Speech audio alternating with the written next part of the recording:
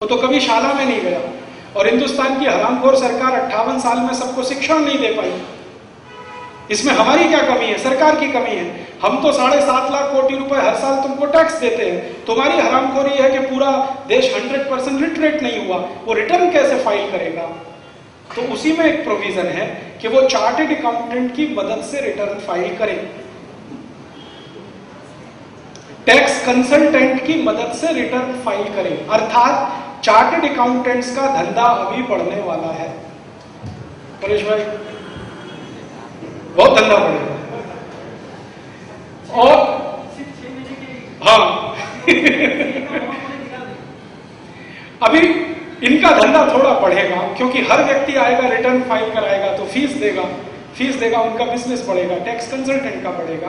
तो ये क्लास थोड़ा बैठ के सपोर्ट में आ गया इसी एक छोटे से प्रोविजन से। लेकिन इससे तकलीफें कितनी होने वाली है उसका अंदाजा ना सरकार को है और ना उस व्यक्ति को है जिसके ऊपर ये आने वाला है। तो आप टैक्स भले मत दीजिए, रिटर्न फाइल करिए। और रिटर्न फाइल करिए माने कानूनी कार्यवाही पूरी करिए। और रिटर्न फाइल करने के लिए आपको हर चीज लगेगी। जैसे इनकम टैक्स रिटर्न फाइल करते हैं ना, तो आपको सब कुछ देना पड़ता है। आपकी बिक्री कुल कितनी हुई, आपने कितना कमाया है, भले आप टैक्स नहीं भर रहे हैं लेकिन आपको बताना पड़ेगा। माने आपकी सारी इनकम सरकार की नजर में है और वो नजर में रखने का एक ही उद्देश्य है, आज नहीं तो कल सरकार उस पर डाका डालने वाली है। कुछ भी इनकम छोड़ने वाली नहीं है आपके हाथ में। नेक्स्ट,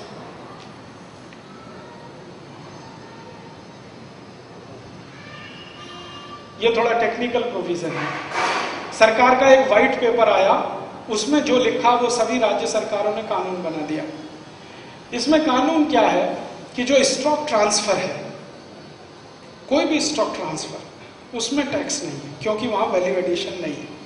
आप समझ लो, ये एक प्रोविजन बहुत समझ के डाला है इसमें। मैंने भारत सरकार के एक फाइनेंस सेक्रेटरी को पूछा, एक्स फाइनेंस सेक्रेटरी को, ये आपने ये जो डाला है इसमें क्या सोच के डाला? तो उनका, देखो राजीव भाई, सच्ची बात ये है कि ये सब विदेशी कंपनियों को फायदा पहुंचाने के लिए डाला। विदेशी कंपनी को फायदा कैसे पहुंचेगा? मैं आपको एक उदाहरण देता हूं। बाटा का नाम सुना? एक परदेशी कंपनी, उसकी दुकानें सब जगह है, ठीक है। अब बाटा की दुकान रिटेल शॉप है और उनकी फैक्ट्री कलकत्ता में है, आगरा में है, कानपुर में है। तो कलकत्ता में माल बनाया और रिटेल शॉप में बेच दिया, तो स्टॉक ट्रांसफर हुआ, तो वैल्यू एडिशन नहीं हुआ, तो वो टैक्स में नहीं है। माने बाटा कंपनी को टैक्स पे नहीं करना पड़ा। वो अपनी दुकान से जब जूता बेचेगा तभी एक बार देना है। और वो स्टॉक ट्रांसफर की परिभाषा क्या है? आपकी फैक्ट्री है और आपकी ही दुकान है, तो फैक्ट्री से माल दुकान में आया है, स्टॉक ट्रांसफर हुआ है, वैल्यू एडिशन नहीं हुआ है। भारत की स्वदेशी कंपनियों की तकलीफ क्या है? उनकी तकलीफ ये है कि उनके पास ना तो फैक्ट्री है ना अपनी दुकान है। बहुत सारे भारतवासी तो सब कॉन्ट्रैक्टरशिप पे काम करते हैं और करवाते हैं, उनकी अपनी कोई दुकान नहीं, तो उनको दूसरों की दुकानों से माल बेचना है, तो माने उनको तो कुछ भी करना है तो उसमें वैल्यू एडिशन होना है, तो उनको तो टैक्स पे करना ही करना है। फिर नेक्स्ट,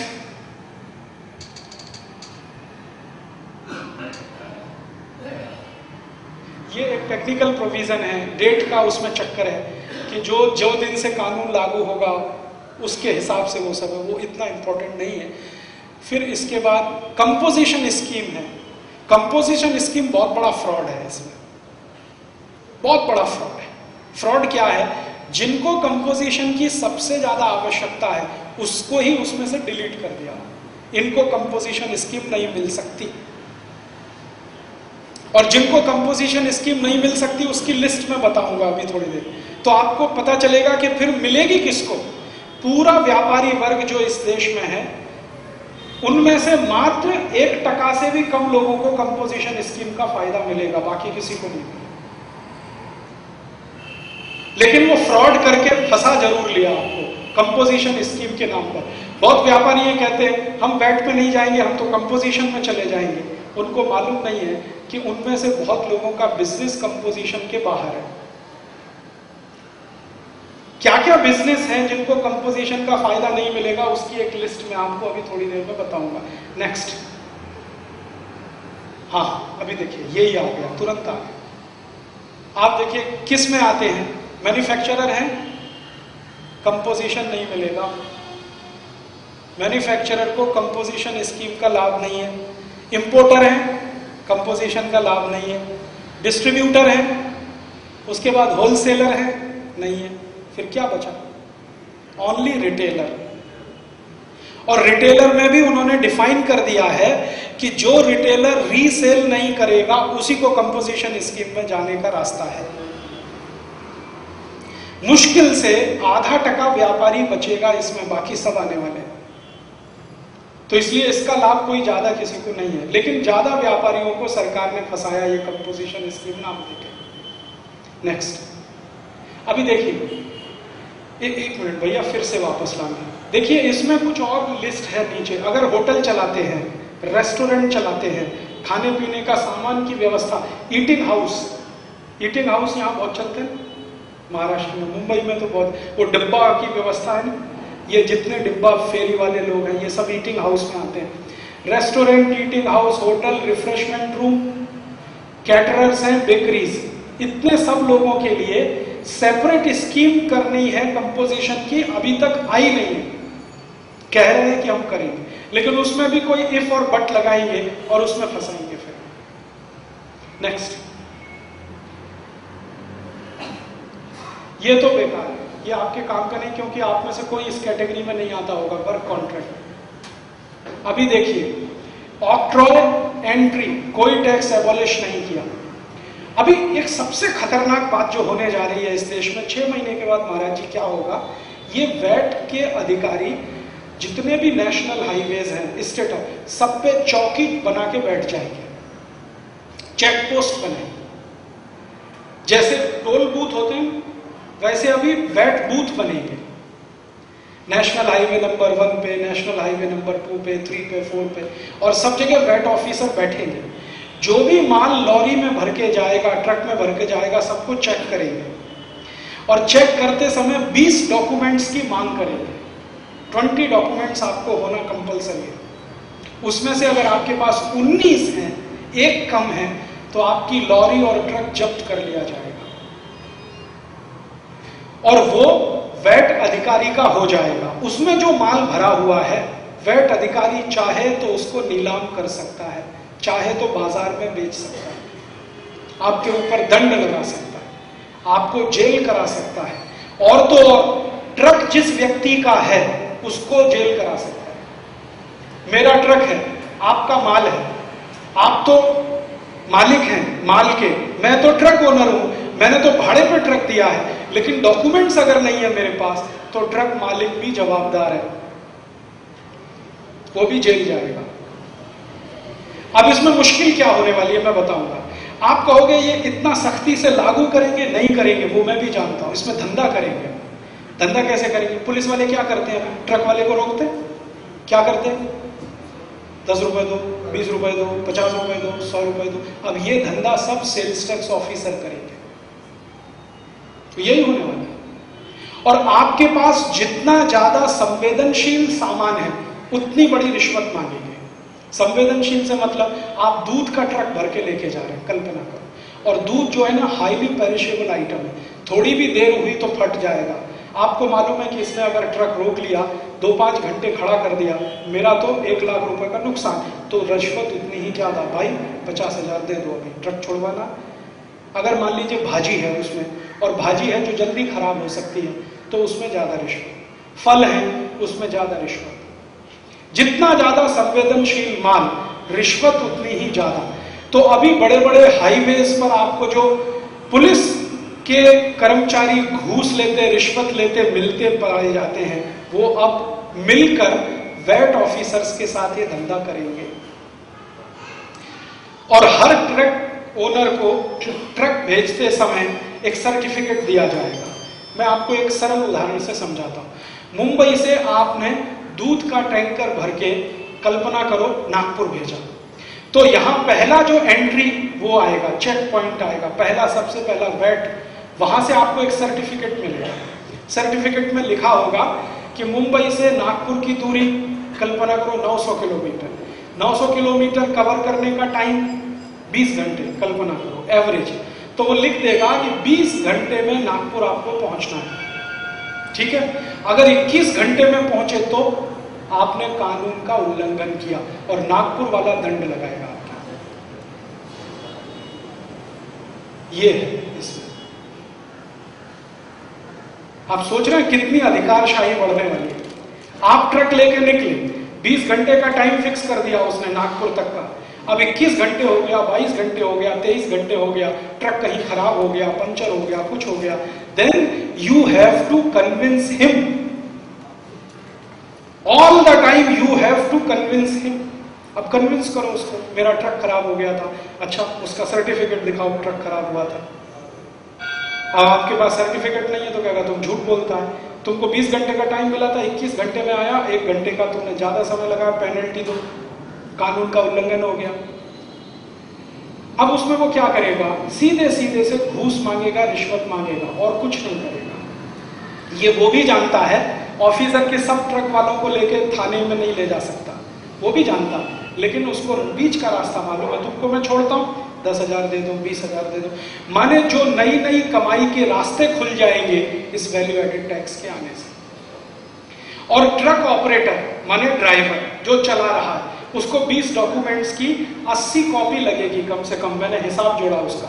मुंबई से नागपुर अगर वो जाता है तो 80 बूथ बनेंगे मुंबई नागपुर के बीच में, 80 बूथ बनेंगे, हर बूथ पर एक कॉपी देनी पड़ेगी और वो कॉपी में टैक्स इनवॉइस चाहिए, टैक्स आइडेंटिफिकेशन नंबर का सर्टिफिकेट चाहिए, माल जो भरा हुआ है वो कहां से खरीदा है, उस पार्टी का पूरा नाम, पूरा पता, फोन नंबर पूरा चाहिए, वो पार्टी ने कितना वैट पे किया है वो चाहिए, क्वांटिटी कितनी है वो चाहिए, सामान क्या है वो चाहिए, नेट टैक्स क्या पे किया है वो चाहिए, किसको माल लेके जा रहे हो देने के लिए उसका चाहिए, टोटल 20 डॉक्यूमेंट्स चाहिए।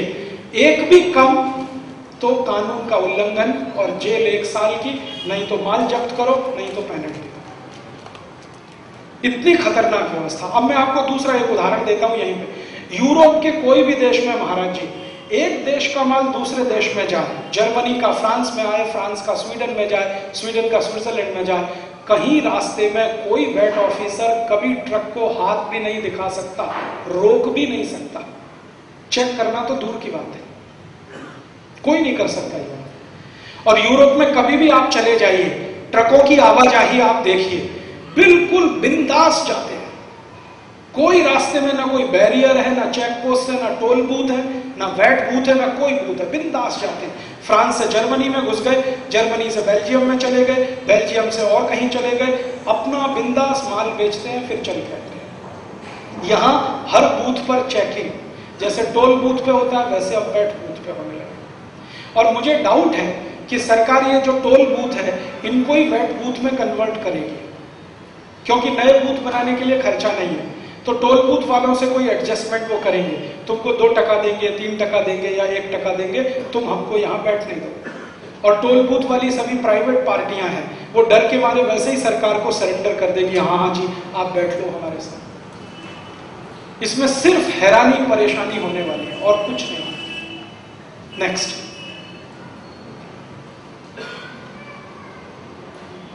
नेक्स्ट।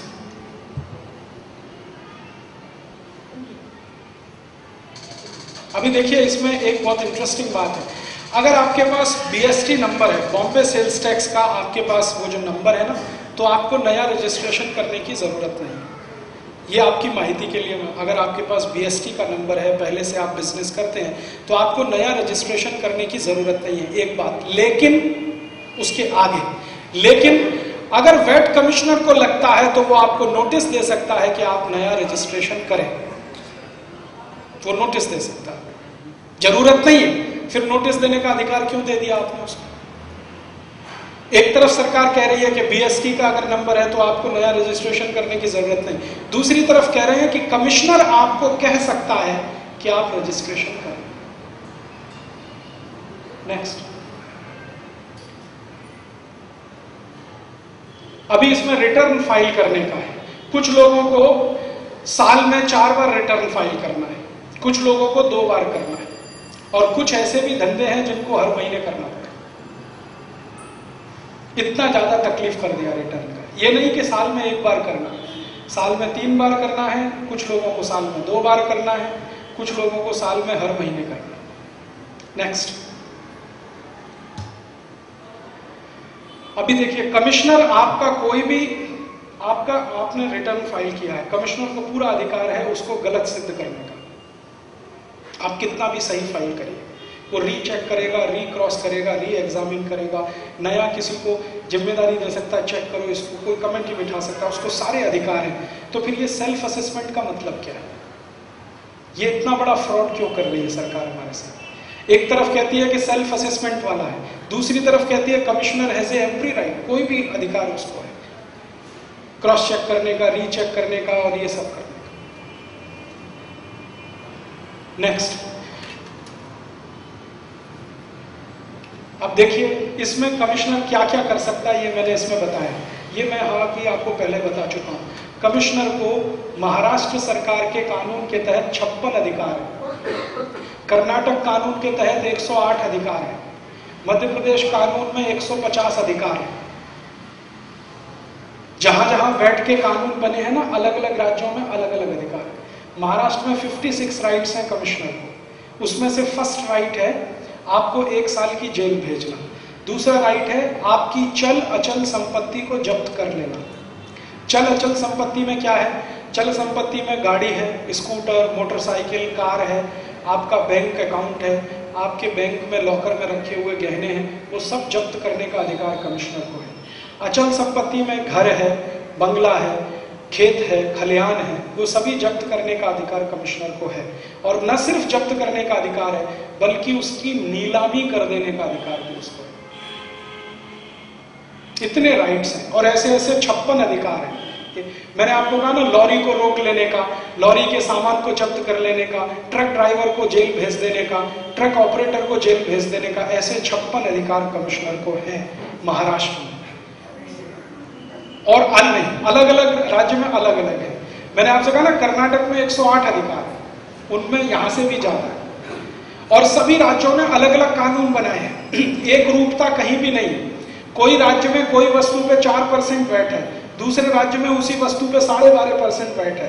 कोई राज्य में कोई वस्तु पर 12.5% है, दूसरे राज्य में उस पर 4% है। इतनी ज्यादा अलग अलग भिन्नताओं के आधार पर यह कानून बनाया, जिसमें सबसे ज्यादा परेशानी आएगी इंटर स्टेट ट्रेड करने वालों। आपका वस्तु आप मंगाते हैं दिल्ली से, सपोज 12.5% वैट है, वही वस्तु यहां बेच रहे हैं उस पर 4% वैट है, या यहां से वस्तु आप भेज रहे हैं दिल्ली जिस पे 4% वैट है, दिल्ली में 12.5% वैट है, बहुत तकलीफ आने वाली है। सरकार ने कहा यह था कि होमोजीनियस करेंगे, लेकिन होमोजीनियस हुआ नहीं। सब राज्य अलग अलग तरीके से अपनी अपनी ढपली, अपना अपना राग बजा। इसमें बहुत तकलीफ आएगी इंटर स्टेट ट्रेड करने वाले। नेक्स्ट,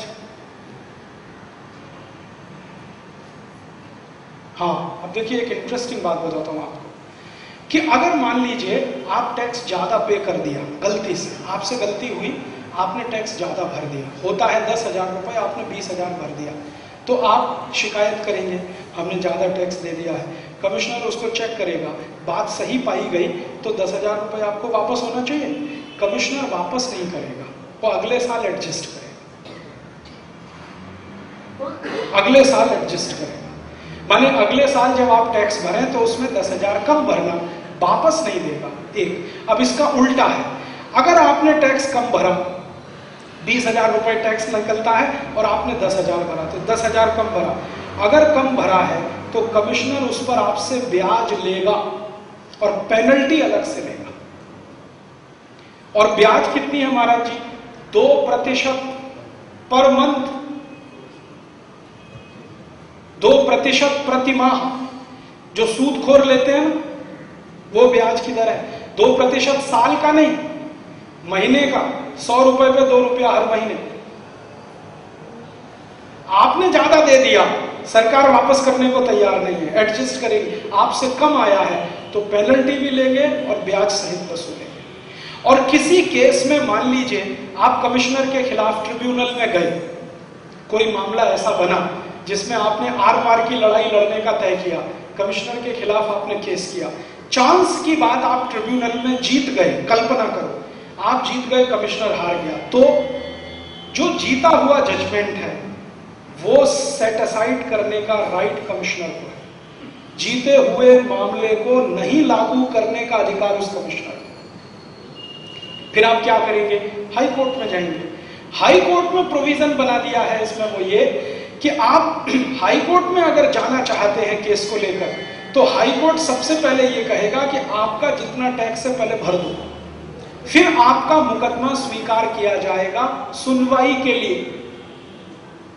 केस ही एडमिट नहीं होगा जब तक आप पूरा टैक्स नहीं भर देते। आपने मान लीजिए भर दिया टैक्स, 3 साल मुकदमा चला, 3 साल में आप जीत गए और सरकार हार गई, कमिश्नर हार गया, तो जीता हुआ आपका पैसा माने रिफंड मिलना चाहिए, वो भी एडजस्ट। और अगर आप ज्यादा कुछ करेंगे तो सरकार आपको वापस करेगी, लेकिन सिंपल इंटरेस्ट के साथ। वो इंटरेस्ट है 5% पर एनम, और आपसे लेगी 2% प्रति महीना, खींचेगी। ऐसी हरामखोरी इस कानून में। सबसे ज्यादा दुख की बात है, अपने ही राजा हमारे साथ इस तरह की हरामखोरी कर रहे हैं। बाहर वाला कोई आके ये करे तो एक बार को दिल गवाही देता, चलो बाहर वाला है, लूट करने के लिए आया है, यही धंधा है उसका। हमारे द्वारा चुना हुआ सरकार ही हमारे साथ ये हरामखोरी कर रही है। और ये हरामखोरी हो गई, उसका एक ही कारण है, जो महाराज जी ने कहा ना, सब सो रहे हैं, पूरी पार्लियामेंट सो रही है। लोगों की तो बात छोड़ दो, पार्लियामेंट सो रही है, असेंबली सो रही है। जिस असेंबली में बहस होनी चाहिए थी कोई बहस नहीं हुई, संसद में बहस होनी चाहिए कोई बहस नहीं हुई। इसलिए ये हो गया, इतना खराब कानून लागू हो गया। नेक्स्ट,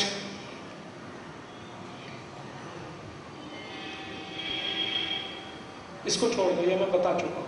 नेक्स्ट,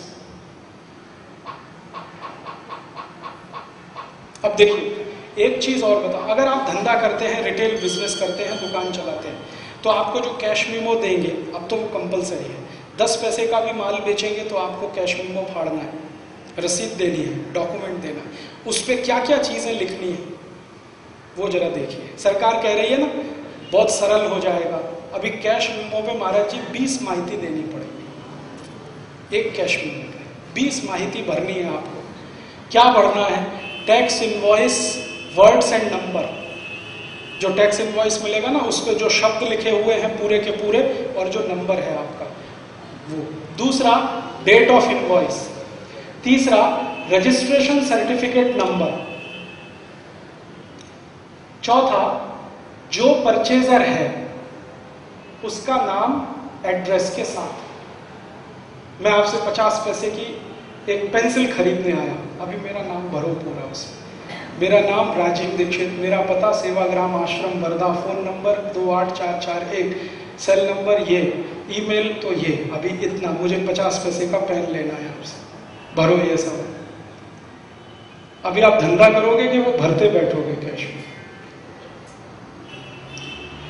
और 20 माहिती ऐसी, ये सब भरनी है। अब महाराज जी जरा कल्पना करो, आप शाम को 5 बजे का समय है, जिस समय सबसे ज्यादा ग्राहकी होती है, कल्पना करो, और 10 ग्राहक आ गए एक साथ, कुछ अब सबका भरते बैठो आप।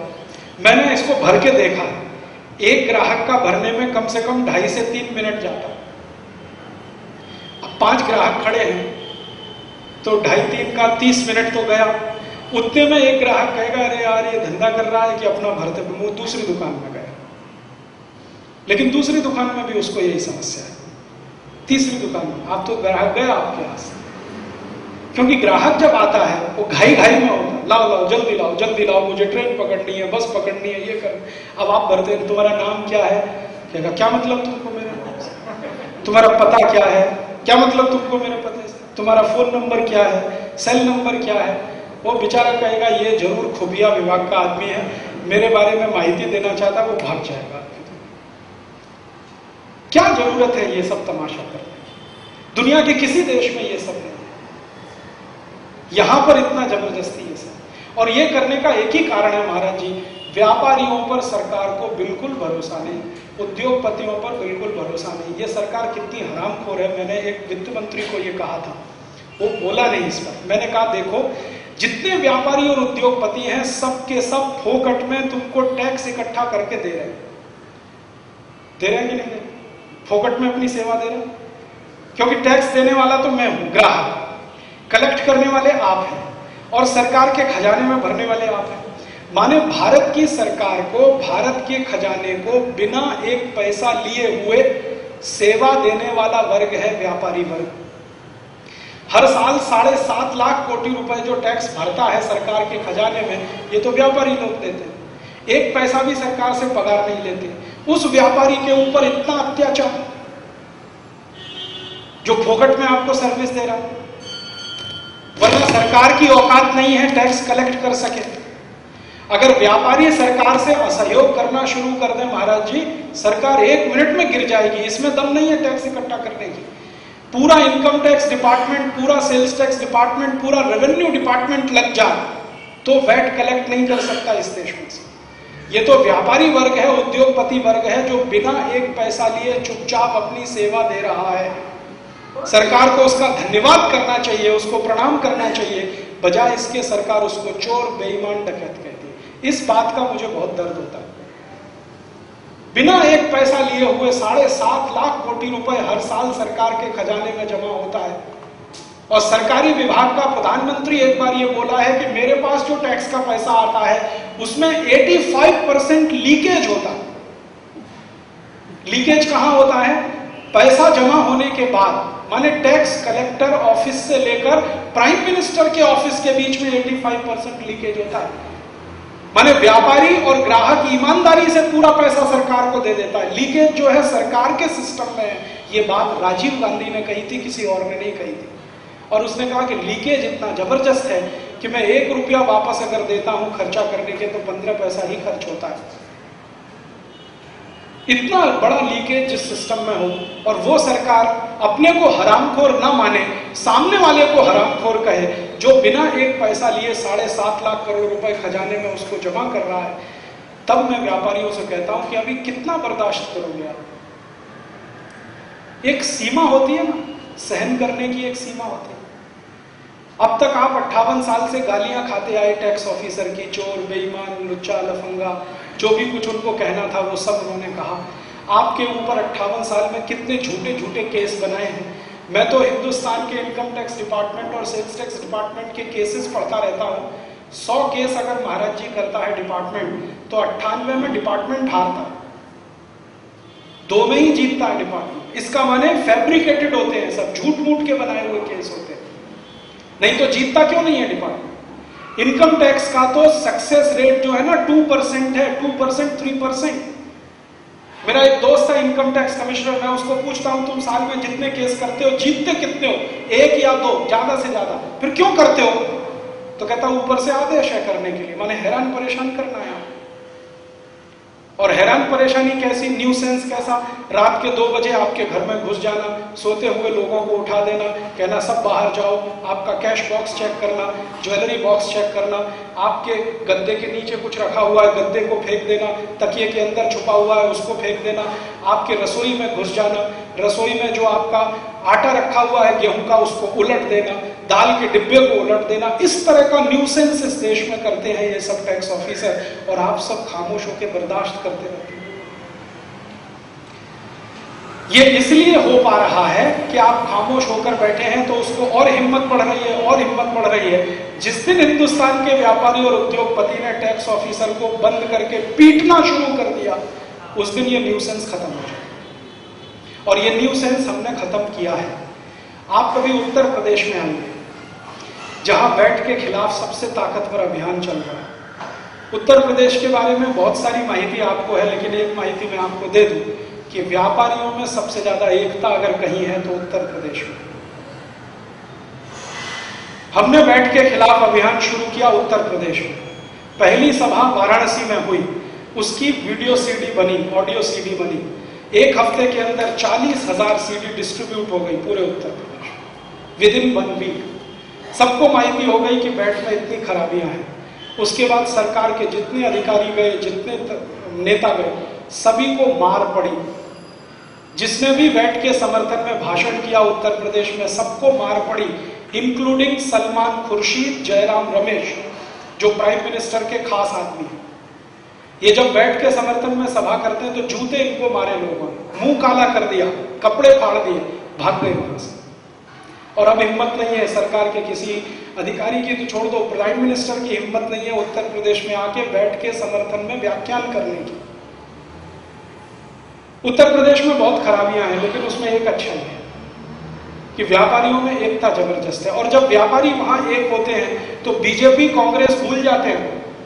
तू बीजेपी का, मैं कांग्रेस का, तू सीपीएम का, मैं सीपीआई का, कुछ नहीं। अभी हम व्यापारी हैं, ना बीजेपी, ना कांग्रेस, ना जनता दल, ना सीपीएम, ना सीपीआई। अभी व्यापारी है, अभी उद्योगपति है। पहले हम हमारा काम करें। उनकी एकता ने ऐसा चमत्कार दिखाया है कि उत्तर प्रदेश का चीफ मिनिस्टर मुलायम सिंह यादव पिछले साल से चिल्ला रहा था, मैं वैट लाऊंगा, वैट लाऊंगा, वैट लाऊंगा। अब कहता मैं वैट नहीं लाऊंगा, कान पकड़ता वैट नहीं लाऊंगा। और ये कहता है कि जब तक व्यापारी हां नहीं करेंगे तब तक वैट नहीं लाऊंगा। तो आप अगर खड़े हो जाएं तो क्या हो सकता है, मैं उसका एक उदाहरण दे रहा था। उत्तर प्रदेश में ये हो सकता है तो महाराष्ट्र में भी हो सकता है। और महाराज जी, उत्तर प्रदेश के व्यापारी संघ ने क्या किया, उन्होंने एक पूरा महामंडल बना दिया। सब संघ एक साथ एक प्लेटफॉर्म पे आए, उन्होंने स्टिकर बनाए, स्टिकर दुकानों में लगा दिए हैं और हर स्टिकर में लिखा है, सावधान, कोई भी वैट ऑफिसर दुकान के अंदर प्रवेश ना करे, नहीं तो नीचे लिखा है 440 वोल्ट का करंट लग सकता है। साफ लिखा है उस स्टिकर में। फिर दूसरा स्टिकर क्या है, अगर किसी टैक्स ऑफिसर को कोई प्रॉब्लम है तो व्यापारी महामंडल के अधिकारी को लेकर आए तो दुकान में घुस सकता है, अदरवाइज छूना नहीं, दुकान के दरवाजे पे चढ़ना नहीं, कुछ भी हो सकता है। एक दो बार क्या हुआ, ये अधिकारी तो थोड़े से वो होते हैं ना, हाँ, पुलिस को लेके गए, बहराइच में हुआ। बहराइच तो बहुत छोटा सा गांव है, वहां तो कुछ वैट अधिकारी माने टैक्स ऑफिसर, माने सेल्स टैक्स ऑफिसर पुलिस के साथ घुस गए। व्यापारियों ने क्या किया, दरवाजा बंद किया और जो मारा उनको पूरी तरह से, हाथ पैर तोड़ दिए। और एफआईआर भी सबसे ज्यादा पहले दर्ज करा दिया कि ये बिना अधिकार के हमारे दुकान में चोरी करने के इरादे से घुसे। सारे अधिकारी जेल गए, सब सस्पेंड हुए। उस दिन से अभी अधिकारी ऐसे ऐसे कांपते हैं। वहां अधिकारी अगर सर्च करने भी आया है तो जब तक व्यापारी महामंडल का कोई अधिकारी उसके साथ नहीं है और उसके पास लिखित उसका आदेश पत्र नहीं है, घुसने नहीं देता कोई। मारते हैं, बुरी तरह से मारते। वो केस वेस जो होता होगा पहले पीटते हैं, और पीटने के लिए उन्होंने क्या रखा हुआ है, ऐसे हथियार रखे हुए जिनसे अंदर चोट आती है, बाहर नहीं दिखती। ऐसे हथियार जैसे हॉकी स्टिक से आप जब पीटोगे तो बाहर कुछ नहीं दिखेगा, अंदर आपका पांव टूट जाएगा। हॉकी से पीटेंगे। और वो मोटा डंडा होता है ना जिसको घुमाते हैं ताकत लाने के लिए वर्ज, वो डंडे से मारते हैं, वो हॉकी से पीटते हैं। चाकू छुरी नहीं चलाते, उसमें तो बाहर से दिखता है। और खूब पीटते हैं, फिर जाके एफआईआर करते हैं कि ये बिना अधिकार घुसा था, चोरी करने के इरादे से। अभी अधिकारी सब कांपते हैं। और जब से ये हुआ, अधिकारियों ने कहा हम वैट नहीं लगा सकते। मुख्यमंत्री को कह दिया हम नहीं कर सकते, हम सरेंडर करते हैं। मुख्यमंत्री ने फिर सरेंडर कर दिया, उत्तर प्रदेश में वैट नहीं। और उत्तर प्रदेश को प्रधानमंत्री ने धमकी दिया कि तुम वैट नहीं लगाओगे तो हम तुम्हारा केंद्र का मदद बंद कर देंगे। तो उसने कहा वो मंजूर है, मैं वैट नहीं लगा सकता, केंद्र की मदद ना आए मंजूर है, मुझे राज्य चलाना है, शासन चलाना है, मैं वैट नहीं लगा सकता। फिर उत्तर प्रदेश को देख के 5 राज्यों में हिम्मत आया, राजस्थान, गुजरात, छत्तीसगढ़, मध्य प्रदेश, झारखंड, इन्होंने भी मना किया। 3 और राज्यों में हिम्मत आई। ऐसे अभी 8 राज्यों में नहीं है, क्योंकि उनमें थोड़ी जागृति आई है। आप भी अगर थोड़े जागरूक हो जाएं तो ये जो लगा हुआ वैट है वापस हो सकता है। आप कहेंगे जी क्या वापस हो सकता है? बिल्कुल हो सकता है। देखिए, कोई भी कानून अगर संसद बनाती है या विधानसभा बनाती है तो वही संसद और विधानसभा उसको वापस भी लेती है। महत्व तो यह है कि आप में संगठन शक्ति कितनी है। और आपको इस कानून का विरोध करने की सबसे बड़ी आवश्यकता है। मैंने आपसे कहा कि आपको टैक्स भरना है, ये समस्या नहीं है, समस्या दूसरी है। आपकी ग्रॉस इनकम और नेट इनकम दोनों टैक्सेबल हो गई है और सरकार की नज़र में है। माने अब थोड़ा पैसा भी आप बचा नहीं पाएंगे, माने धर्म के काम में अब आपका पैसा कम से कम जाएगा, और धर्म के काम में पैसा कम जाएगा तो मंदिर और मंदिरों से जुड़ी हुई संस्थाएं ये सब सूख जाएंगी, और ये संस्थाएं सूखेंगी तो सच में सबसे बड़ा आघात धर्म पर ही होगा। चाणक्य ने, महाराज जी, एक बहुत सुंदर वाक्य कहा है, धर्मस्य मूलम अर्थम, अर्थस्य मूलम कामम। धर्म के मूल में अर्थ है। अगर अर्थव्यवस्था ठीक नहीं है तो धर्म पालन नहीं होता। भूखे लोग मंदिर नहीं बनाते और भूखे लोग भजन भी नहीं करते।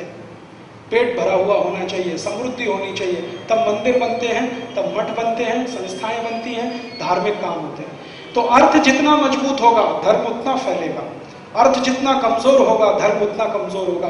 भारत जब जब आर्थिक रूप से मजबूत था तो भारत की धर्म ध्वजा पूरी दुनिया में फैलती थी। भारत सोने की चिड़िया जब था तो भारत का धर्म दुनिया के 50 देशों में गया। बौद्ध धर्म गया, जैन धर्म गया, सनातन धर्म गया। और जब भारत आर्थिक रूप से कमजोर होने लगा तो भारत का धर्म भारत में सिमट गया और विदेशी धर्म भारत में घुस गया। ये इस्लाम भारत में आया वही समय जब भारत आर्थिक रूप से कमजोर हुआ। ईसाइयत उस समय आई भारत में जब भारत और ज्यादा कमजोर हुआ। आपका धर्म तो सिमट गया, विदेशी धर्म आप पर हावी हो गया और धीरे धीरे धीरे धीरे हावी होता चला जा रहा है। और वो जो हावी होता चला जा रहा है अब आगे और हावी होने वाला है। एक स्लाइड में आपको और दिखाता हूं। मैं जो आपसे कहा ना international organisations are VAT free, वो प्रोविजन में आपको दिखाना चाहता हूं। ये next next next next next next next next, वो सबसे इंपॉर्टेंट है। नेक्स्ट नेक्स्ट नेक्स्ट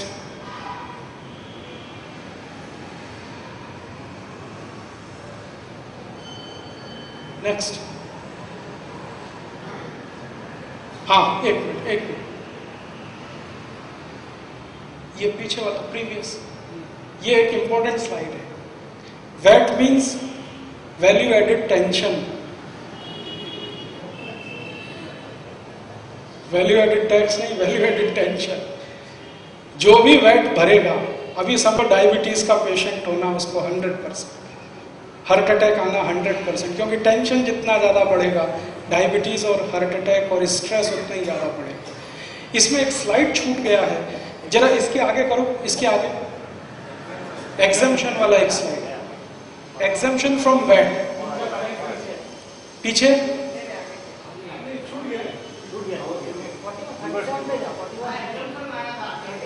एग्जम्पशन जहां आया उसी स्लाइड में, दिस वेरी इंपॉर्टेंट। एग्जम्पशन में क्या है, शुरू में तो दिया है sale by a unit in SEZ, special economic zone. सरकार ने हर राज्य में कुछ स्पेशल इकोनॉमिक जोन बनाए, अगर उसमें आपकी यूनिट है और वो कुछ भी बिक्री करती है तो वो वैट फ्री है भाई। हाँ, 100% EOU, एक्सपोर्ट ओरिएंटेड यूनिट अगर आपकी है 100% तो वो वैट फ्री है। उसके बाद इलेक्ट्रॉनिक हार्डवेयर टेक्नोलॉजी पार्क में आपकी यूनिट है तो वैट फ्री है। Sale by eligible unit availing the benefit of exemption from tax, work contracts awarded by government departments and, देखिए next last, specified diplomatic authorities and international organisation. Diplomatic authorities क्या होती हैं? पाकिस्तान का high commissioner, America का embassy, ये सब diplomatic authorities है। ये सभी कुछ भी करेंगे तो वैट फ्री है, वो ठीक है, क्योंकि हम भी उनके देश में कुछ करें तो वैट फ्री है। लेकिन जो खतरनाक है वो ये एंड इंटरनेशनल ऑर्गेनाइजेशन, ये कोई देश में वैट फ्री नहीं है, हमारे यहाँ। और इंटरनेशनल ऑर्गेनाइजेशन, ये दो शब्दों को डाल देने से बहुत बड़ा काम हो गया। मैंने आपको थोड़ी देर पहले कहा कि सभी चर्च भारत में इंटरनेशनल ऑर्गेनाइजेशन है, माने चर्च की सारी एक्टिविटीज वैट फ्री होगी। वैट फ्री होगी माने चर्च के किसी भी डॉक्यूमेंट पर कोई वैट कमिश्नर कुछ नहीं कर सकेगा। चर्च कुछ भी करे, 18,000 करोड़ मंगाया, और भारत के लोगों को ईसाई बनाने के लिए बांट दिया उन्होंने। कमिश्नर को मालूम है, आपको भी मालूम है, आप शिकायत करें, मैं शिकायत करूं, कुछ नहीं होगा क्योंकि वो वैट फ्री है। इंटरनेशनल ऑर्गेनाइजेशन का जितना भी इनकम है वो भी नेट इनकम का जो टैक्स है वो भी फ्री है। जैसे मैं आपको बताऊं ना, अमेरिकन एम्बेसी भारत में महाराज जी सबसे बड़ा प्रॉफिट मेकिंग इंस्टीट्यूशन है, सबसे बड़ा प्रॉफिट मेकिंग इंस्टीट्यूशन। कारण क्या है, लाखों वीजा एप्लीकेशन हर साल वहां आते हैं और 90% उसमें रिजेक्ट होते हैं। रिजेक्शन के बाद वो फीस वापस नहीं करते। आपने जो वीजा एप्लीकेशन फीस भरा है वो कभी वापस नहीं करते। मैंने पिछले साल महाराज जी हिसाब जोड़ा था, जितने एप्लीकेशन भारतवासियों ने अमेरिका में वीजा के लिए दिए उन पर जितना फीस उन्होंने दिया 2000 करोड़ रुपए लास्ट ईयर, और 2000 करोड़ रुपए टोटल टैक्स फ्री इनकम है अमेरिकन एम्बेसी की। अमेरिका की कोई कंपनी से भी ज्यादा नेट इनकम अमेरिकन एम्बेसी करती है इस देश में, क्योंकि हिंदुस्तान में सबसे ज्यादा पागलपन है अमेरिका जाने के लिए। और अमेरिकन एम्बेसी हर साल 2 साल में फीस बढ़ाती जाती है, हर साल 2 साल में फीस बढ़ाती जाती है, हर साल 2 साल में फीस बढ़ाती है। और जो भी फीस लेते हैं डॉलर्स में लेते हैं, रुपए में स्वीकार नहीं करते। तो आपकी बेशकीमती विदेशी मुद्रा एप्लीकेशन फीस करने में ही हजारों करोड़ रुपए नाश होती है हर साल। तो वो पूरी एक्टिविटी इनकम टैक्स फ्री है। अब उसी से जुड़ी हुई कोई भी दूसरी एक्टिविटी वैट फ्री है, माने उनकी ग्रॉस इनकम भी टैक्स फ्री है, नेट इनकम भी टैक्स फ्री है। तो इसका मतलब क्या है, उनकी सारी इनकम टैक्स फ्री है, तो वो अपनी इनकम ज्यादा से ज्यादा बढ़ाएं और ज्यादा से ज्यादा उस इनकम का भारत देश में धर्मांतरण में इस्तेमाल करें, मतांतरण में इस्तेमाल करें। आप कुछ नहीं कर सकते उनका, वो करेंगे और आप हाथ पे हाथ धर के बैठते रहिए। ये सबसे खतरनाक पॉइंट है इस वैट में। और आप जानते हैं अभी थोड़े दिन से हमारे देश में एक बहुत बड़ा अभियान चल रहा है, शंकराचार्य के मठ पर सरकार कब्जा करने जा रही है। कामकोटी कांचीपुरम शंकराचार्य जी के मठ पर सरकार कब्जा करने की पूरी तैयारी कर चुकी है और उसके लिए उनके खिलाफ चार्जेस लगाए गए हैं।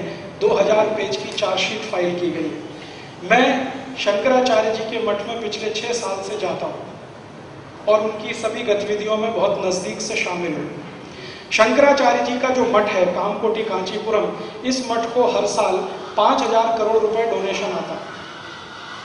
5000 करोड़ रुपए डोनेशन आता है। शंकराचार्य जी को एक बार मैंने पूछा ये डोनेशन का मैक्सिमम इस्तेमाल कहाँ होता है, तो उन्होंने कहा सबसे ज्यादा मैं इसका पैसे का खर्चा करता हूं उन गांव में जहां पर गरीब हिंदू ईसाई बन गए।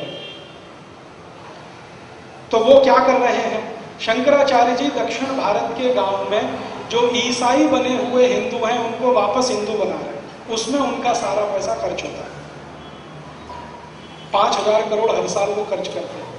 मैंने एक दिन कहा शंकराचार्य जी को ये तो बहुत बड़ी रकम है जो आप खर्च कर रहे हैं। तो शंकराचार्य जी ने कहा तुमको मालूम है ईसाई बनाने के लिए 18,000 करोड़ खर्च हो रहा है हर साल, मैं तो उसका 1/3 भी नहीं कर रहा हूं।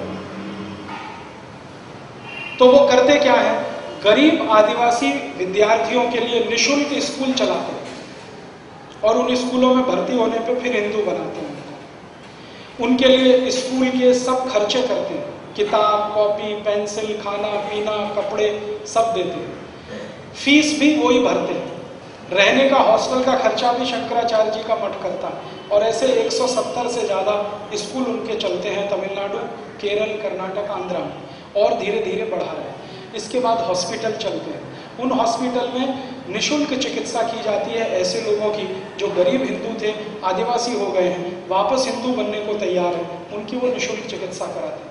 इस सब में खर्चा होता है। सरकार चाहती है वो सब बंद हो, क्योंकि जो क्रिश्चियन इंस्टीट्यूशंस हैं उनको ये बर्दाश्त नहीं, क्योंकि शंकराचार्य उनके सामने खड़े हैं। अब आर पार की लड़ाई हो रही है, तो क्रिश्चियन इंस्टीट्यूशन का असर जैसे ही बढ़ा, मैंने सोनिया गांधी जिस दिन इस देश की सुपर प्राइम मिनिस्टर बनी उसी दिन से ये षड्यंत्र शुरू हुआ। इसके लिए तरह तरह से कोशिशें चल रही हैं। एक तो सीधे उनके ऊपर चार्ज लगाओ, उनको जेल में डालो, चार्ज प्रूफ नहीं हुआ फिर भी जेल में डालो। और जिनके ऊपर चार्ज प्रूव हो गए हैं उनको कैबिनेट मिनिस्टर बना के बिठा लो। शिबू सोरेन 78 मर्डर किए हैं शिबू सोरेन ने, जिंदा जला दिया। 78 मुसलमानों को शिबू सोरेन ने जिंदा जला दिया झारखंड में। सबूत है, अपराध सिद्ध हुआ है, चार्ज प्रूव हुए हैं, लेकिन आज तक वो छूटा हुआ है क्योंकि सरकार में मंत्री बन के बैठे। और अगर सरकार उसको अरेस्ट करे तो केंद्र की सरकार गिरे।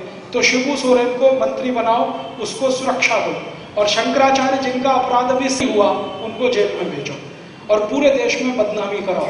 टीवी चैनलों को पैसा दे दे के खबर छपवाओ, और टीवी चैनल जो अमेरिका से संचालित हैं जैसे स्टार न्यूज, पूरी तरह से अमेरिकन टीवी चैनल, 3 महीने उसने शंकराचार्य के खिलाफ विश्ववमन किया।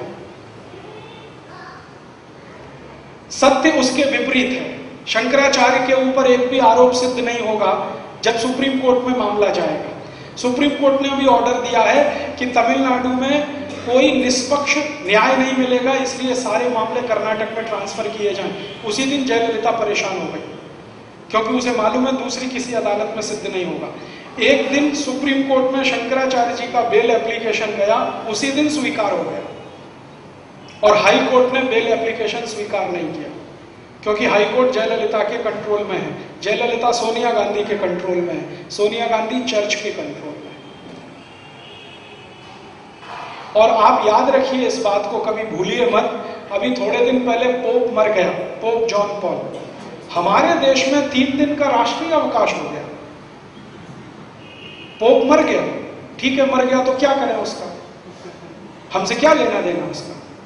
वेटिकन सिटी 3 दिन का करे या 30 दिन का, हमें उससे क्या लेना देना। अमेरिका करे, यूरोप करे, क्या। हिंदुस्तान में 3 दिन का राष्ट्रीय अवकाश, पोप मर गया, जैसे हमारा कोई बहुत बड़ा धर्मगुरु मर गया। सुनील दत्त मरा तो 1 दिन का राष्ट्रीय अवकाश, पोप मर गया तो 3 दिन का राष्ट्रीय। और भारत का कोई भी बड़ा धर्मगुरु मरे तो किसी भी दिन का अवकाश नहीं। और उससे भी ज्यादा खराब बात है, पोप जो मर गया ना, हमारे देश में देखिए क्रिश्चियन इंस्टीट्यूशंस कैसे काम करते हैं। पोप ने मदर टेरेसा को संत की उपाधि दिया। आपको मालूम आधार क्या है? आधार ये है कि मदर टेरेसा ने एक बार किसी महिला के शरीर पर हाथ रखा और उस महिला का गर्भाशय का कैंसर ठीक हो गया। मदर टेरेसा में चमत्कारिक शक्ति है, इसलिए वो संत होने के लायक है। ठीक है, अभी ये साइंटिफिक है, ये साइंटिफिक है कि उन्होंने किसी के कंधे पे हाथ रखा और उसका गर्भाशय का कैंसर ठीक हो गया, इसलिए मदर टेरेसा संत होने के लायक है। ये 100% सुपरस्टिशन है, अंधविश्वास है, लेकिन भारत सरकार ने इसके खिलाफ कुछ नहीं किया। ठीक है, अब भारत के कोई साधु संत अगर इस तरह का काम करें तो वो जेल के अंदर, क्योंकि वो अंधविश्वास फैला रहे हैं। कानून ऐसे बनाए जा रहे हैं आपके देश में, कोई क्रिश्चियन करे तो साइंटिफिक है, हिंदू करे वही काम को तो अनसाइंटिफिक हो गया। और महाराष्ट्र में एक संस्था बनाई गई है अंधश्रद्धा निर्मूलन समिति, वो यही धंधे में लगी रहती है। क्रिश्चियन लोग कुछ भी करें उसको दिखाई नहीं देता, मुसलमान कुछ भी करे दिखाई नहीं देता, हिंदू कुछ भी करे उसके पीछे हाथ धो के पड़े रहते हैं अंधश्रद्धा निर्मूलन समिति वाले। मेरे बहुत सारे दोस्त हैं जो उसमें काम करते हैं, मेरा उनका यही झगड़ा रहता है कि तुमको अंधश्रद्धा हिंदुओं में दिखाई देती है, ईसाइयों में नहीं दिखाई देती। मदर टेरेसा से ज्यादा अंधविश्वासी कौन होगा जो किसी के हाथ रख दे कंधे पर और कैंसर ठीक कर दे? अगर ऐसा होने लगे तो मदर टेरेसा ने पोप जॉन पॉल पे हाथ क्यों नहीं रखा? उनको तो पार्किंसन डिसीज था 20 साल से। पोप जॉन पॉल को तो पार्किंसन था ना 20 साल से, मदर टेरेसा ने क्यों नहीं हाथ रख दिया? पोप जॉन पॉल क्यों नहीं ठीक हो गए? अभी थोड़े दिन पहले एक बेनी हिन नाम का हिंदुस्तान में ईसाई पादरी आया, बेनी हिन, उसका बेंगलोर में बहुत बड़ा फंक्शन हुआ। तो उस फंक्शन में वो तमाशा क्या करता, आपको ईसाई बनने का है, वो संघ परिवार उसमें जाइए, सभा में जाइए, वो भाषण करेगा, 10 लोग खड़े हो जाएंगे, वो बोलेंगे इसका भाषण सुन के मेरा कान ठीक हो गया, इसका भाषण सुन के मेरी आंखों की रोशनी ठीक हो गई, इसने भाषण किया तो मेरे शरीर के सारे खून में कोलेस्ट्रॉल कंटेंट खत्म हो गया, इसका भाषण सुन के तो मुझे हार्ट अटैक आना बंद हो गया, ये बेनी हिंद तमाशा करता है। फिर 20 लोग ये सुना देते हैं, सब लोग कहते हैं हाँ हाँ बहुत अच्छा है, तो आप भी ऐसा करो, तो आप सब ईसाई हो जाओ, हाँ हाँ हम हो जाएंगे, गले में चर्च डाल देते हैं क्रॉस, ऐसे ये सब तमाशा होता है। बेंगलोर में उसका कार्यक्रम हुआ, ठीक है। हमारे भारत के बहुत सारे संगठनों ने सरकार को पूछा कि ये अगर बेनी हिंद कर रहा है तो ये सांप्रदायिकता नहीं है, ये धर्मनिरपेक्षता है क्या? अगर कोई ईसाई ये सब करता है तो धर्मनिरपेक्ष है, कोई हिंदू संगठन करे तो सांप्रदायिक है, ये तुम्हारी डेफिनेशन क्या है? तो कहा गया कि बेनी हिंद भारत का मेहमान है। तो हमने कहा कि देखो बेनी हिंद ने ये सब तमाशा किया, उसमें पैसे इकट्ठे किए उसने, किसी ने 50 दिए, किसी ने 100। मैंने कहा इनकम टैक्स वालों को कहो कि ये सभी इनकम पे टैक्स लगे। उन्होंने कहा ये तो टैक्स फ्री इनकम है, क्योंकि चर्च की सारी इनकम टैक्स फ्री, चर्च के नाम पे कलेक्शन किया। अभी अगले साल फिर बेनी हिंद आएगा, कुछ भी करेगा, अपने नाम से हिंदुस्तान में कोई धंधा भी करेगा तो वैट नहीं देना है और इनकम टैक्स भी नहीं देना है, क्योंकि वो इंटरनेशनल ऑर्गेनाइजेशन। इस तरह के कानून इस देश में बन रहे हैं और हम खामोशी के साथ अगर इनको सहन कर रहे हैं तो ये हमारी कमजोरी है और हमारी आने वाली पीढ़ी के लिए बहुत बड़ा खतरा है। आज अगर हम खड़े होकर इसका विरोध नहीं करेंगे तो कल कुछ बचेगा नहीं इस देश में जिसको आप बचाना चाहें। अगर धर्म गया, संस्कृति जाएगी, सभ्यता जाएगी। और ये वैल्यू एडेड टैक्स का आक्रमण धर्म के ऊपर है, अर्थ के ऊपर नहीं है। मैं आपसे बार बार कह रहा हूं, क्योंकि अर्थ में क्या होगा, व्यापारी को टैक्स है ना, वो ग्राहक से लेके सरकार को दे देगा, उसमें प्रॉब्लम क्या है? थोड़ा बहुत रिश्वत ज्यादा देनी पड़ेगी, वो भी करेगा। हैरान परेशान तो वो रोज होता है, थोड़ा और ज्यादा हो जाएगा। परेशानी सबसे बड़ी है कि ग्रॉस इनकम भी टैक्सेबल हो गई, अब नेट इनकम भी टैक्सेबल हो गई। सबसे बड़ा खतरनाक बिंदु ये है इसका माने टोटल इनकम सरकार की नजर में है। अब आप कुछ छोड़ नहीं सकते, छुपा नहीं सकते, बचा नहीं सकते। माने डोनेशन के लिए अब आपके पास पैसे नहीं बचेंगे, माने डोनेशन अब लगातार कम होंगे, तो धर्म का काम कम होता जाएगा, मंदिर बनने कम होंगे, मठ बनने कम होंगे, धार्मिक गतिविधि कम हो जाएगी। महाराज जी कहेंगे पैसा लाओ, आप कहोगे है ही नहीं, सरकार ने ले लिया टैक्स में, कहाँ से दें आप? महाराज जी चाहते हैं जैन स्कूल बने, आप कहेंगे पैसे ही नहीं है, जैन स्कूल बनेंगे कैसे? तो इसलिए आपको इसका विरोध करना बहुत आवश्यक है। और आपको मैं ये विश्वास दिलाता हूं कि कभी भी आप ये मत सोचिए हमारे विरोध करने से क्या होगा। मैंने आपको एक छोटा उदाहरण दिया, 6 महीने पहले हमने उत्तर प्रदेश में छोटा सा शुरू किया था, आज उसका परिणाम है कि वैट नहीं है। और उत्तर प्रदेश जैसे 8 राज्यों में नहीं है। अगर सब लोग खड़े हो जाएं तो पूरे हिंदुस्तान से वैट चला जाए। और मेरा ये मान्यता है, व्यापारी सरकार को टैक्स देने वाला क्लास है, माने ग्राहक से लेके सरकार को दे रहा है फोकट में।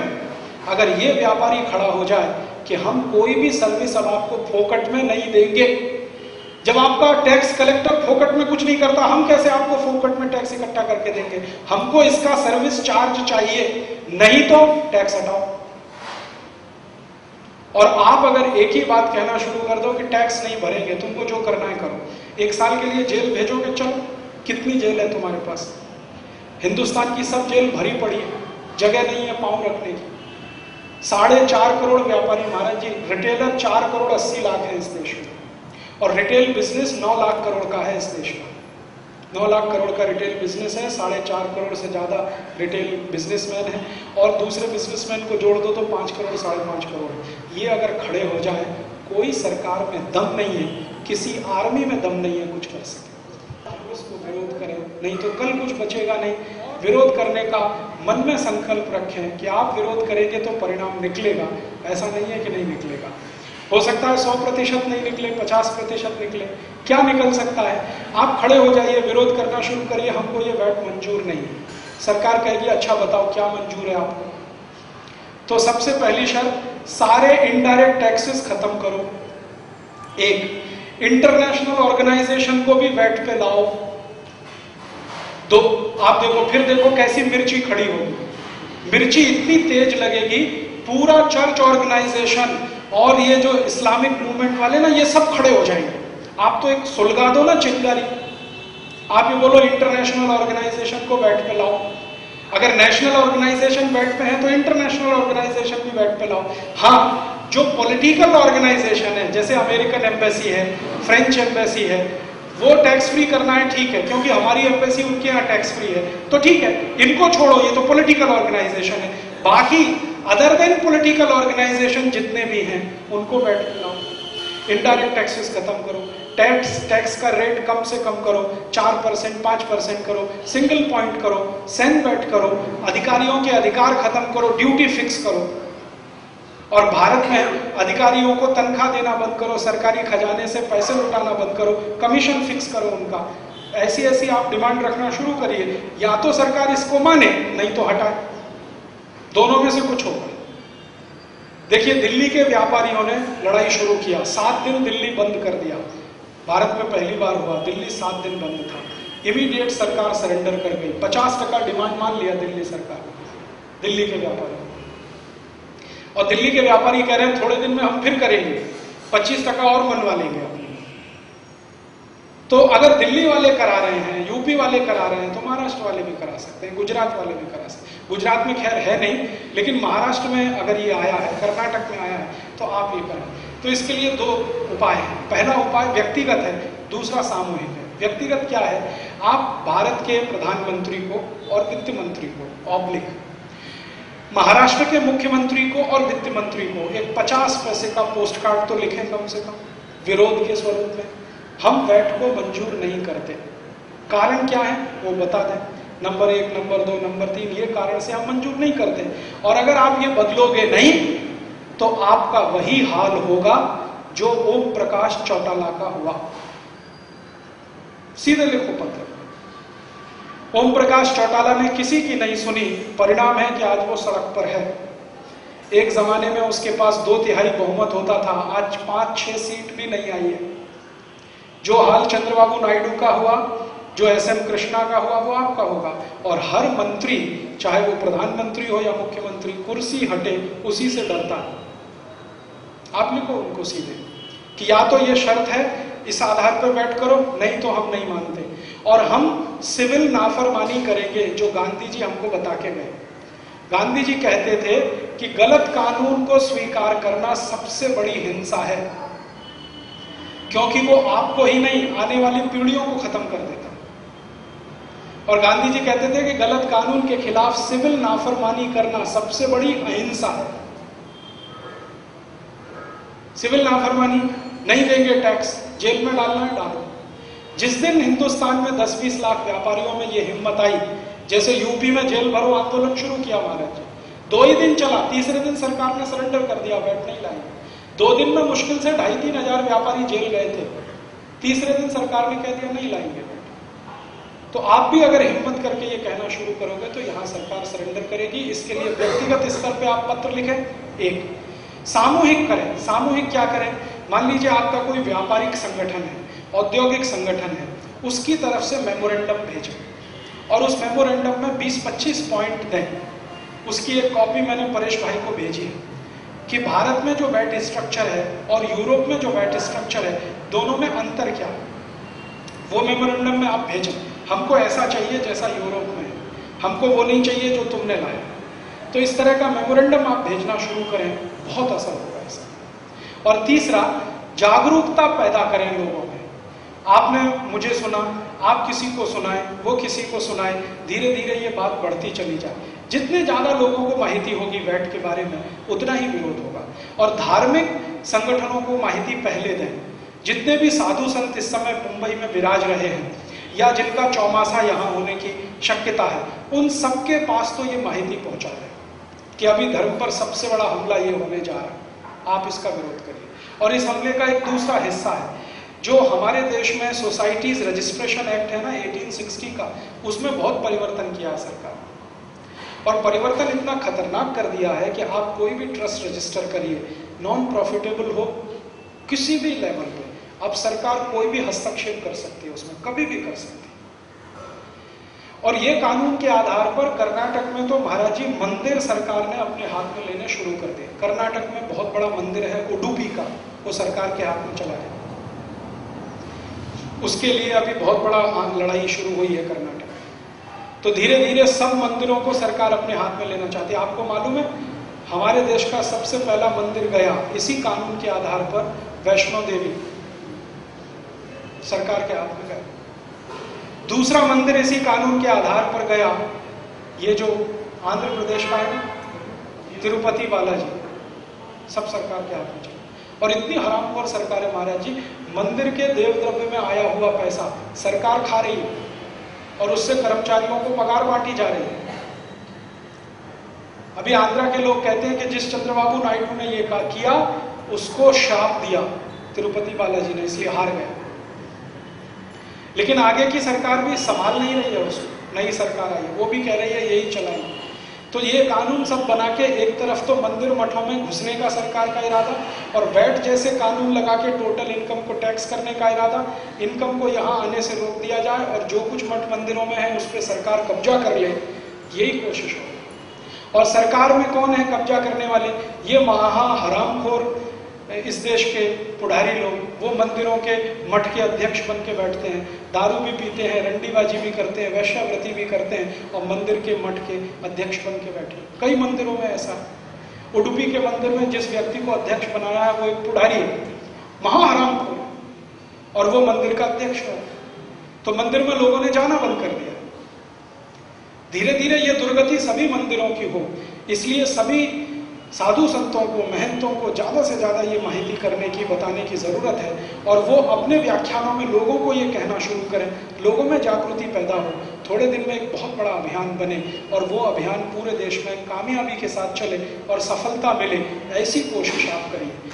आप पहले से हार के मत बैठ जाइए, कुछ होगा नहीं, हमारे अकेले से क्या होगा। मैं तो आपको एक ही छोटा उदाहरण बार बार दे रहा हूं, अगर यही हमने 2.5 महीने पहले सोचा होता, हम तो उत्तर प्रदेश में, हमारा संगठन सबसे कमजोर अगर कहीं है तो उत्तर प्रदेश में, आजादी बचाओ आंदोलन, और सबसे ताकतवर तरीके से हमने अभियान चलाया बैठ का वहीं पे। संगठन कमजोर हो इससे कोई फर्क नहीं पड़ता, आदमी कम है ज्यादा इससे फर्क नहीं पड़ता, आपकी बात कितनी ताकतवर है, कितनी सत्य के नजदीक है और कितने निस्वार्थ भाव से आप कह रहे हैं, उसका असर होता है। उत्तर प्रदेश के व्यापारी तो कहते हैं ये राजीव दीक्षित को क्या लेना देना, ना इसका कोई धंधा है, ना इसका कोई व्यापार है, ना इसकी कोई फैक्ट्री है, फिर भी ये चिंता कर रहा है बैठ की, तो ये हमारे लिए है, तुरंत खड़े हो गए बस। तो ये जो भावना होती है ये देश को इकट्ठा करती है। हम इस भावना का जितना ज्यादा प्रचार करेंगे उतना ही अच्छा होगा। इसमें मैं एक छोटी सी मदद कर सकता हूँ। ये जो विषय मैंने आपको दिखाया, इस विषय पर 3 CD बनाई है मैंने। दुर्भाग्य से मैं पिछली बार आया तो नहीं ला पाया था, अब की बार लाया। वो तीनों CD बाहर है गेट पर, आप जाएं तो ले जाइए। एक CD अलग से है और 2 CD एक साथ में है, ऐसे करके 3 CD। उसमें बहुत ज़्यादा से ज़्यादा जो माहिती मेरे पास है वो मैंने देने की उसमें कोशिश की है और उसमें कन्विंस करने की कोशिश की है कि इसका विरोध करें। वो आप ले जाइए, उस पर हमारा कोई कॉपीराइट नहीं है, सबको कॉपी करने का राइट है, क्योंकि मैं कॉपीराइट के सख्त खिलाफ हूं। मैं मानता हूं कि ज्ञान पर किसी का अधिकार नहीं होना चाहिए। मैंने कहीं से ज्ञान लिया, आपको दिया, अब आपका कर्तव्य है आप किसी और को दें। और भारत में परंपरा यही है, जितने धर्मशास्त्र हैं, जितने भी पुराने शास्त्र हैं, किसी पर किसी का कोई कॉपीराइट नहीं है। तो वो आप CD ले लीजिए, कॉपीराइट नहीं है, उसकी कॉपी करिए ज़्यादा से ज़्यादा, 1000, 2000, 5000, 10,000, और जितना तेजी से डिस्ट्रीब्यूट करें। खाली मुंबई में ही करा दीजिए आप। मुंबई में इतनी ताकत है कि देश हिल जाएगा। 1,40,00,000 लोग रहते हैं और उसमें से व्यापारी वर्ग ही इकट्ठा हो जाए तो वो 35-40 लाख के आसपास है। ये 35-40 लाख व्यापारी वर्ग मुंबई का इकट्ठा हो गया तो ये पूरे देश को हिला देगा, क्योंकि मुंबई भारत की वित्तीय राजधानी है, फाइनेंशियल कैपिटल है, और भारत को सबसे जास्ती टैक्स देने वाला शहर भी मुंबई है। तो सरकार को मुंबई के पास आना पड़ेगा और सुनना पड़ेगा मुंबई। एक बार यहाँ ये जन जागृति हो, बहुत बड़ा काम हो सकता है। और मुंबई के बाहर जो लोग रहते हैं गुजरात में, उनको कहिए तुम्हारे यहाँ नहीं है तो शांत मत बैठो। गुजरात वाले ये सोच के बैठे हमारे यहाँ तो है नहीं, कभी भी आ सकता है। राजस्थान वालों को कहो कभी भी आ सकता है, तुम तैयारी रखो। ये नहीं आग लगने के बाद कुआं खोदो, पहले से पानी की तैयारी रखो। तो इस तरह का अगर प्रचार आप थोड़ा कर दें ये CD के माध्यम से, और इस विषय पर एक छोटी सी पुस्तक हमने बनाई है, करीब 60-70 पन्ने की है, हिंदी भाषा में है। WTO की जिन कंडीशंस के आधार पर ये आया है वैट, उसकी एक पुस्तक है छोटी सी 60-70 पन्ने की, वो आप ले जाइए, सीडी आप ले जाइए, पुस्तक का गुजराती कर लीजिए, मराठी कर लीजिए, लगे तो उसका कोई दूसरी भाषा में भी भाषांतर कर लीजिए, उसको बांटिए, सीडी सुनाइए, दूसरों को कहिए कि वो किसी को सुनाए। ऐसे कर करके थोड़ा प्रचार करेंगे, 15-20 दिन या महीने भर में एक माहौल बनेगा। वो माहौल के आधार पर सबको कहिए, पोस्ट कार्ड लिखो, चिट्ठी लिखो, मेमोरेंडम भेजो, सरकार के पास डेलीगेशन लेके जाओ, सरकार से बात करो। बार बार आप जाओगे तो सरकार के ऊपर इतना दबाव आएगा, वो दबाव मजबूर करेगा। और महाराष्ट्र की सरकार तो वैसे भी बैसाखी पे चल रही है, इंडिपेंडेंट तो है नहीं, तो वैसे ही कमजोर है। कमजोर सरकारों को सरेंडर कराना बहुत आसान होता है बनिस्बत की एक सिंगल पार्टी गवर्नमेंट को सरेंडर कराने के। तो इस तरह की कोशिश और प्रयास आप करें, और महाराज जी का सबका हमें सहयोग मिले, आशीर्वाद मिले, तो ये लड़ाई में जरूर विजय मिल सकती है और इस देश के टैक्स स्ट्रक्चर को बदला जा सकता है। और अगर आप नहीं कुछ करें तो आने वाली पीढ़ी आपको सवाल पूछेगी कि ये सब बर्बादी जब हो रही थी तो आप क्या कर रहे थे, तो आपके पास जवाब नहीं होगा। जैसे हम कहते हैं ना, जब ईस्ट इंडिया कंपनी आ रही थी तो पुरखे क्या कर रहे थे, सो रहे थे, इसलिए वो घुस गई। अगर जागरूक होते तो उसी समय मार के भगा देते अंग्रेजों को। तो एक गलती जो हो गई है वो बार बार न करें, यही हमारे जागरूक होने की पहचान है। इसी अपेक्षा के साथ मैं व्याख्यान समाप्त करता हूं और आपसे निवेदन करता हूं कि जो भी माहिती मैं आपको दिया हूं वो आप ज़्यादा से ज़्यादा लोगों को दें, और जो सीडी है, किताब है, उसको डिस्ट्रीब्यूट करने में मदद करें, भाषांतर करके उसके पत्रक छपाकर बांटने में मदद करें। और जो षड्यंत्र है उसको ध्यान में रखें। षड्यंत्र है हिंदुस्तान को ईसाई बनाना है, टारगेट वो है, उसके लिए तरह तरह के इंतजाम किए जा रहे हैं, उसके लिए वैट आया है, उसके लिए ये सब हो रहा है। इसको न भूलें, क्योंकि इसी उद्देश्य से पूरे दुनिया में 500 साल चर्च ने काम किया है और अगले 500 साल उनके काम करने का इरादा है। जब पोप जॉन पॉल भारत आया था ना, तो उसने घोषणा की है कि पहली सहस्त्रावधि में हमने पूरे यूरोप को ईसाई बना दिया, दूसरी सहस्त्रावधि में अफ्रीका को बना दिया, अब तीसरी सहस्त्रावधि में एशिया को बनाना है, और एशिया में भारत आता है। तो टारगेट उनका ये है, और ये दुर्भाग्य है कि इस समय हमारी सरकार भी उनकी सरकार जैसी है इस देश में, जो पूरी तरह से क्रिश्चियन लॉबी से संचालित है। तो ऐसे समय में थोड़ा सावधान रहना है, विजिलेंट रहना है, सो नहीं जाना है, आराम से नहीं बैठ जाना है। थोड़ा थोड़ा भी प्रयास करेंगे, बहुत बड़ी ताकत है। बूंद बूंद से घड़ा भरता है, एक व्यक्ति एक को कहेगा, वो किसी एक को कहेगा, महीने भर में पूरी बंबई में आग की तरह से ये बात फैल जाएगी। और मुंबई में फैली तो महाराष्ट्र में देर नहीं लगेगी, और मुंबई खड़ी हो गई तो महाराष्ट्र खड़ा होगा।